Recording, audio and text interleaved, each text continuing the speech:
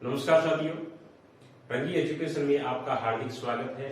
आज वही विषय हमारा राजस्थान कक्षा 10 यूनिट राजस्थान की चित्रकला एवं लोक कलाओं से संबंधित पार्ट नंबर 3 का जो शेष अपने क्या है कि शैलियां रह गई है उनसे संबंधित अपने अध्ययन करेंगे और अन्य जो कलाएं हैं उनसे संबंधित भी आज अपने अध्ययन करेंगे, जिसके अंदर क्या है कि मुख्य रूप से जो राजस्थान की अन्य जो शैलियां हैं, जो कलाएं हैं, उनकी खास विशेषता, प्रत्युक्त उपयोगी उठने वाले प्रश्न, राजा महाराजा या वो विशेष तथ्य जानकारी या कुछ से अलग से कुछ पढ़ता है तो वो अपने उस पर पूरा विस्तार से चर्चा करेंगे। चलो साथियों, आज की क्लास को शुरू करते हैं, जिसका शीर्षक है राजस्थानी चित्रकला एवं लोक कलाएं पार्ट नंबर 3। आगे वाले जो शैली आती है साथियों, उसका नाम है जयपुर शैली। क्या नाम है? जयपुर शैली। जयपुर शैली साथियों राजस्थान की चित्रकला के अंदर, सभ्यता और संस्कृति के अंदर बहुत ही महत्वपूर्ण स्थान रखती है। और जयपुर शैली के अंदर सवाई जयसिंह प्रथम इसमें 36 कारखानों का निर्माण करवाया गया। कितने कारखानों का? 36 कारखानों का निर्माण करवाया गया। किसमें? सवाई जयसिंह फर्स्ट किसमें, सवाई जयसिंह फर्स्ट के समय 36 कारखानों का निर्माण कराया गया। और उन्हीं 36 कारखानों के अंदर एक कारखाना, उसका नाम था सूरतखाना। क्या नाम था? सूरतखाना था, जिसके अंदर क्या है कि अनेक प्रकार के चित्रों का निर्माण वो किया जाता था। तो वो करवाया था सवाई जयसिंह फर्स्ट ने। और बहुत ही एक अच्छा प्रश्न भी बनता है कि जब जयपुर के शासक ईश्वरी सिंह बने, कौन? ईश्वरी सिंह। तो ये जो सूरतखाना था, जिसमें कोई अपने चर्चा कर रहे थे कि जहां चित्रों का निर्माण किया जाता था अनेक विभिन्न प्रकार के, तो ये सूरतखाना था, ये आमेर से क्या है कि जयपुर में आ गया। यानी आमेर से क्या है कि इसको जयपुर के अंदर शिफ्ट है वो कर दिया गया। और किस राजा के शासनकाल में? महाराजा ईश्वरी सिंह के शासनकाल में। बहुत बढ़िया क्वेश्चन बनता है कि जो सूरतखाना था वो आमेर से जयपुर जब लाया गया, उस वक्त जयपुर के शासक कौन थे? अपने क्या बताएंगे? राजा ईश्वरी सिंह। और राजा ईश्वरी सिंह के समय के अंदर बहुत ही अच्छे चित्रकार, बढ़िया चित्रकार अपने उसको कह सकते हो, उसका नाम है साहिब राम। क्या नाम है? साहिब राम। किस राजा के शासनकाल में था ये था ईश्वरी सिंह के शासनकाल में। साहिब राम, साहिब राम। और साहिब राम की जो सबसे महत्वपूर्ण जो विशेषता है साथियों, वो है आदमकद चित्र। आदमकद चित्र या पोर्ट्रेट, यानी आदम का चित्र बनाने की जो परंपरा है राजस्थान के अंदर, जिस कलाकार ने डाली, उस कलाकार का नाम है साहिब राम। या पोर्ट्रेट जो चित्र थे या आदम का जो चित्र थे, वो बनाने की जो शुरुआत किस कलाकार ने की, तो उस कलाकार का नाम क्या था? साहिब राम। और महाराजा सवाई ईश्वरी सिंह के समय एक चित्रकार और भी थी, उसका नाम था लालचंद। क्या नाम था? लालचंद। और लालचंद ने जिन चित्रों पर ध्यान दिया, तो वो प्रमुख चित्र थे साथियों। उन्होंने क्या है कि जानवरों की लड़ाइयों के चित्र बनाए। जानवरों की लड़ाइयों के चित्र।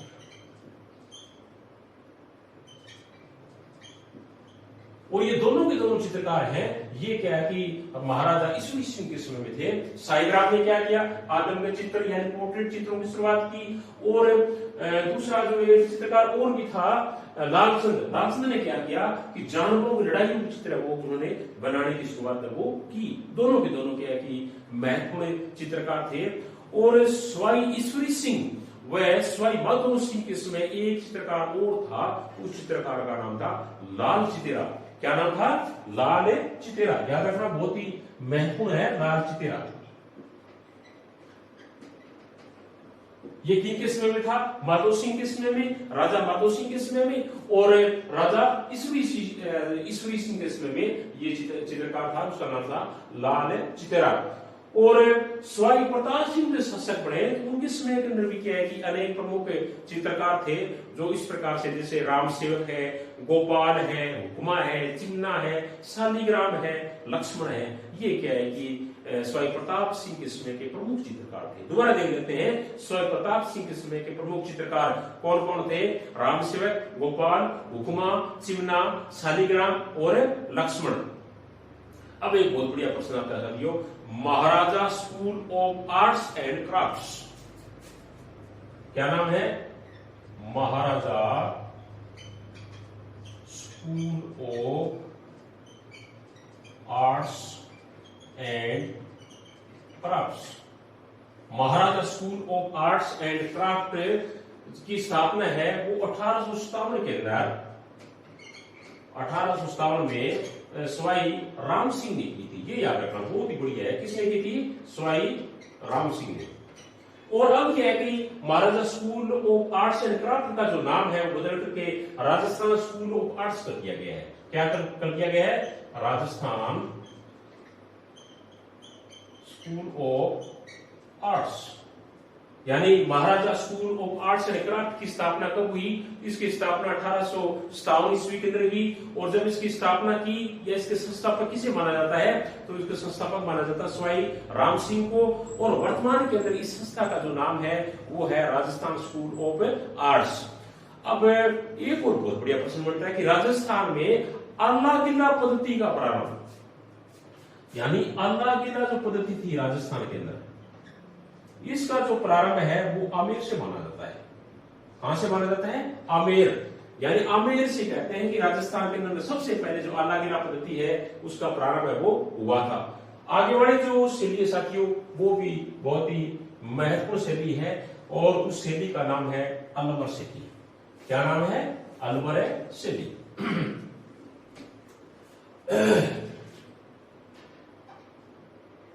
अलवर शैली।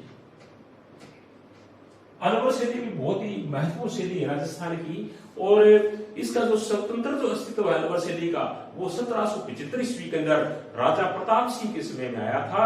और राजा प्रताप सिंह के समय में दो प्रमुख चित्रकार थे, शिव कुमार और डालूराम। क्या नाम है? शिव कुमार और डालूराम। किस राजा के शासनकाल में? राजा प्रताप सिंह। राजा प्रताप सिंह के शासनकाल के दो प्रमुख चित्रकार है अलवर शैली के, उसका नाम है शिव कुमार और डालूराम। क्या नाम है? शिव कुमार और डालूराम। और जब बख्तावर सिंह क्या है कि राजा बने अलवर के, उस वक्त के इसमें जो चित्रकार है उनका नाम है जैसे बलदेव है, डालूराम है, सालगा है, शालीग्राम है। दोबारा देख लेते हैं। बख्तावर सिंह के समय में अलवर शैली के जो प्रमुख चित्रकार के कौन कौन है? डालूराम, बलदेव, सालगा और शालीग्राम। अब एक बहुत ही अलवर शैली का महत्वपूर्ण चित्र है जो राजस्थान की प्रतियोगिता परीक्षा हुए अक्सर पूछा जाता है। उस चित्र का नाम है गुलिस्तां। क्या नाम है? गुलिस्तां। गुलिस्तां। ये जो गुलिस्तां है इसका जो चित्रांकन है वो क्या है कि राजा विनय सिंह के समय हुआ। यानी जब ये चित्र बनाया गया, इसके अंदर चित्र बनाए गए, उस वक्त राजा कौन थे? विनय सिंह। राजा विनय सिंह। यानी राजा विनय सिंह के अंदर विनय सिंह के समय में बहुत ही प्रसिद्ध चित्र का निर्माण वो किया गया। उस चित्र का नाम क्या था? गुलिस्तां। क्या नाम था? गुलिस्तां। और इसको बनाने वाले जो चित्रकार थे उनका नाम है बलदेव और गुलाम अली। क्या नाम है? बलदेव। और दूसरे चित्रकार का क्या नाम है? गुलाम अली। दोनों के दोनों बहुत ही महत्वपूर्ण है, जिन्होंने एक बहुत ही विश्व प्रसिद्ध किया है कि एक चित्रांकन युक्त किया है कि ग्रंथ का निर्माण किया। और उसका नाम है गुलिस्तां, जो राजा विनय सिंह के समय बनाया गया। और दोनों चित्रकारों के नाम क्या है? एक का नाम बलदेव है और दूसरे का नाम क्या है? गुलाम अली। और अलवर शैली का साथियों एक और बहुत ही महत्वपूर्ण चित्र है, उसका नाम है नफीरी वादन। अलवर शैली का एक प्रसिद्ध चित्र है, उसका नाम है नफीरी वादन। प्रश्न भी आ सकता है कि नफीरी वादन जो चित्र है वो किस शैली का है? तो नफीरी वादन जो चित्र है वो अलवर शैली का माना जाता है। किस शैली का माना जाता है? अलवर शैली का। जब क्या है कि बलवंत सिंह अलवर के शासक थे, उनके समय के अंदर अनेक चित्रकार की अलवर शैली के अंदर उत्पन्न हुए। या प्रमुख जो चित्रकार थे वो इस प्रकार से, जैसे शालीग्राम है, जमुना दास है, छोटेदार है, बक्साराम है और नंदराम है। और मंगल सिंह जब शासक थे अलवर के, उस वक्त क्या है कि मुख्य रूप से जो चित्रकार दो थे उनका नाम जैसे मूलचंद है, उदयराम है। क्या नाम था? मूलचंद और उदयराम। और जब महाराजा जय सिंह क्या है कि अलवर के शासक थे, उस वक्त के जो प्रमुख चित्रकार थे उस प्रकार जैसे राम गोपाल है, राम प्रसाद है, जगमोहन है और राम साहे है। अब एक सिद्धि और आती है साथियों, उनका नाम है उनियारा सिद्धि। क्या नाम है? उनियारा सिद्धि। उनियारा सिद्धि। उनियारा सिद्धि क्या है कि एक जो नरुक का जो ठिकाना था, नरुक का ठिकाना, ये नरुक का जो ठिकाना था उनकी ये क्या है कि सिद्धि थी। उनियारा सिद्धि किनकी थी? नरुक का ठिकाने की। और इस सिद्धि का जो विकास है, जब वहां के जो राजा थे सरदार सिंह, उसके काल के अंदर सरदार सिंह के समय में उस शैली के अनेक चित्रकार क्या है कि वे उनियारा शैली के, जैसे क्या है कौन कौन से, जैसे दिम्मा है, मीर बख्श है, काशी है, भीम है, राम लखन है। दोबारा देख लेते हैं कि उनियारा शैली के प्रमुख चित्रकार राजा सरदार सिंह के समय में कौन कौन थे। तो दिम्मा, मीर बख्श, भीम, राम लखन, काशी। अब साथियों एक बहुत ही महत्वपूर्ण प्रश्न आता है कि open art gallery, open art gallery, open art gallery, open art gallery किसे कहा जाता है? ये बहुत बढ़िया प्रश्न है साथियों। यानी शेखावाटी जो क्षेत्र है, वहां जो किले, महल, दीवारें, जो अन्य जो इमारतें बनी हुई, उनके जो भित्ति चित्र हैं इतने महत्वपूर्ण है कि विद्वानों ने उनको नाम क्या दे दिया? Open art gallery. यानी खुली बिल्कुल चित्रों की एक भरमार गैलरी के रूप के अंदर वहां संग्रहित है। तो अपने यो कह सकते हैं कि शेखावाटी क्षेत्र के अंदर जो भित्ति चित्र है उनके कारण क्या है कि उनको art of open art of gallery कहा जाता है। और शेखावाटी शैली की जो विशेष देन है वो है दीवारों के दोनों तरफ, यानी दीवारों इधर भी और इधर भी, दीवारों के दोनों तरफ बड़े बड़े फलकों का अंकन करना, या बड़े बड़े फलकों का अंकन करना, ये शेखावाटी शैली की प्रमुख है विशेष देन है वो मानी जाती है। फ्रांस की एक बहुत बड़े क्या है कि आप समाज सेवी कह सकते हो, नदीन ला प्रिंस। क्या नाम है? नदीन ला प्रिंस। यानी नदीन ला प्रेस नाम करके जो बहुत बड़े फ्रांस के जो क्या है समाज सेवी थे, उन्होंने क्या है कि जो फतेहपुर की जो ये वेदियां हैं, यानी फतेहपुर शेखावाटी यानी फतेहपुर की जो वेदियां हैं, उन वेदियों के अंदर जो भित्ति चित्र बने हुए हैं उनके संरक्षण के अंदर उन्होंने क्या है कि बहुत ही महत्वपूर्ण काम किया है। तो नवीन ला प्रेस किस देश के थे? फ्रांस के। कौन सा महत्वपूर्ण काम किया? फतेहपुर की वेदियों के भित्ति चित्रों का उन्होंने संरक्षण का कार्य वो किया है। अब साथियों अपने क्या है कि लोक कलाओं का थोड़ा अध्ययन कर लेते हैं कि राजस्थान की प्रमुख लोक कलाएं कौन कौन सी है। जैसे सांजी है, मांडना है, फड़ है, पाने है, कावड़ है, गोडलिया है, मेहंदी है, गोदना है, कोठिया है, व्हील है और कठपुतली है। ये क्या है कि लोक कलाओं के अंदर आती है। दोबारा देख लेते हैं कौन कौन सी है। जैसे फड़ है, मांडना, सांजी, पाने, कावड़, गोडलिया और मेहंदी, गोदना, कोठियां, वीर और कठपुतली, ये सब क्या है कि लोक कलाओं के अंदर आती है। सबसे पहले है सांजी। सांजी साथियों सांजी बहुत ही महत्वपूर्ण है और दशहरे से पूर्व की है श्राद्ध पक्ष में मनाई जाती है। कब मनाई जाती है सांजी? दशहरे से पूर्व।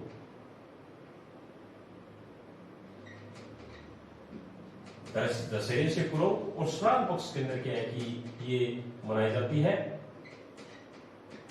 और सांजी की जो पूजन है वो महत्वपूर्ण बात ये है कि कुंवारी कन्या जो होती है वो क्या है कि माता पार्वती सांजी को रूप मान करके उनकी क्या है कि पूजन करती है अच्छे वर पाने के लिए। बहुत ही महत्वपूर्ण है कि सांजी की पूजन को कौन करती है? कुंवारी कन्या क्यों करती है? अच्छे वर की कामना के लिए। और सांजी किसका स्वरूप माना जाता है? माता पार्वती का स्वरूप माना जाता है। और सांजी की पूजा कब की जाती है? दशहरे से पहले जो श्राद्ध पक्ष आता है उसके दिन की पूजा वो की जाती है। आगे बढ़ा जो है उसका नाम है मांडना। मांडना सभी साथियों को पता है कि मांडना क्या होते हैं। मांडना क्या होता है कि दीवारों को सजाने के लिए जो आकृतियां अंकुरित की जाती है, यानी दीवारों को सजाने के लिए उसके ऊपर जो आकृतियां बनाई जाती है उनको क्या कहते हैं? मांडना कहते हैं। और जब कोई व्यक्ति तीर्थ यात्रा पर गया हो और तीर्थ यात्रा से जब वो वापिस लौटता हो तो उसकी खुशी के अंदर क्या है कि मुख्य रूप से दो प्रकार के मांडे मांडे जाते हैं। एक है पुष्कर पेड़ी, क्या नाम है? पुष्कर पैड़ी। और एक चित्र और होता है, उसका नाम है पथवारी। पथवारी ये क्या है कि दो चित्रों का या मांडवों का निर्माण है वो किया जाता है। कौन सा? पुष्कर पेड़ी और पटवारी का। जब कोई अपना क्या है कि तीर्थ यात्रा से वापिस आता है तो खुशी के जरिए बनाया जाता है। आगे है फड़। फड़ फड़ साथियों बहुत ही महत्वपूर्ण है। राजस्थान के अंदर फड़ का वाचन है वो अक्सर क्या है जब ऊंट बीमार हो जाता है उसके बाद में ठीक हो जाता है तो उसी के अंदर बाबूजी की फड़ का वो वाचन किया जाता है। अनेक प्रकार की फड़ों का वाचन होता है। यहाँ अपने देखते हैं कि फड़ का जो निर्माण है वो शाहपुरा के अंदर किया जाता है। ये बहुत महत्वपूर्ण है। कहाँ किया जाता है? शाहपुरा। और शाहपुरा कहाँ है? भीलवाड़ा के अंदर। शाहपुरा के अंदर फड़ का निर्माण किया जाता है और शाहपुरा का है भीलवाड़ा के अंदर। और वहीं के एक चित्रकार है उसका नाम है श्रीलाल जोशी। श्रीलाल जोशी जो कि फड़ पर क्या है कि चित्रांकन करते हैं। फड़ के प्रमुख चित्रकार कई बार आता है कूट वाले प्रश्नों के अंदर, मिलान करने वाले प्रश्नों में आता है कि श्रीलाल जोशी है वो किसकी कलाकार है, तो अपने किसका बताएंगे? फड़ का। या राजस्थान के अंदर फड़ का निर्माण है वो कहाँ किया जाता है? शाहपुरा के अंदर। शाहपुरा कहाँ है? भीलवाड़ा के अंदर। आगे वाला जो है उसका नाम है पान्ने। पान्ने यानी लोक कलाओं के अंदर पान्ने क्या चीज होती है साथियों? देवी देवताओं के कागज पर जब चित्र बनाया जाता है उसको कहते हैं पान्ने। सस्ते भी होते हैं और बहुत ही अच्छे आकर्षित भी लगते हैं। जब देवी और देवताओं का, अनेक देवी और देवताओं का जब कागज पर रंग बिरंगे चित्र बनाए जाते हैं तो वो क्या कहते हैं? पान्ने कहते हैं। और श्रीनाथ जी का जो पन्ना है वो बहुत ही कलात्मक होता है। सबसे ज्यादा श्रीनाथ जी का, श्रीनाथ जी का जो पन्ना है वो सबसे क्या है कि आकर्षक है माना जाता है। आगे लोक कला वालों में है कावड़। कावड़ कावड़ का स्थान भी राजस्थान के अंदर बहुत ही महत्वपूर्ण है। और कावड़ कहां बनाई जाती है ये अपने देख लेते हैं। चित्तौड़गढ़ जिले का एक गांव पड़ता है बस्सी गांव। कौन सा गांव है? बस्सी। बस्सी गांव है चित्तौड़गढ़ में। वहां क्या है कि इसका कावड़ का जो निर्माण है वो किया जाता है। और बनाने वाले जो इसके मिस्त्री है उसका नाम है मांगीलाल मिस्त्री। क्या नाम है? मांगीलाल मिस्त्री। मांगीलाल मिस्त्री। अब कावड़ क्या होती है कि मंदिर नुमा कोई काष्ठ की कलाकृति होती है, यानी छोटा मंदिर नुमा कोई लकड़ी की जो कलाकृति बनाई जाती है उसको क्या कहते हैं? कावड़। बनाने वाले मिस्त्री का नाम क्या है? मांगीलाल। और ये कहां पड़ती है? चित्तौड़गढ़ जिले का एक गांव पड़ता है बस्सी गांव। वहां क्या है कि कावड़ का निर्माण है वो किया जाता है। आगे बड़ा प्रश्न है उसका नाम है गोडलिया।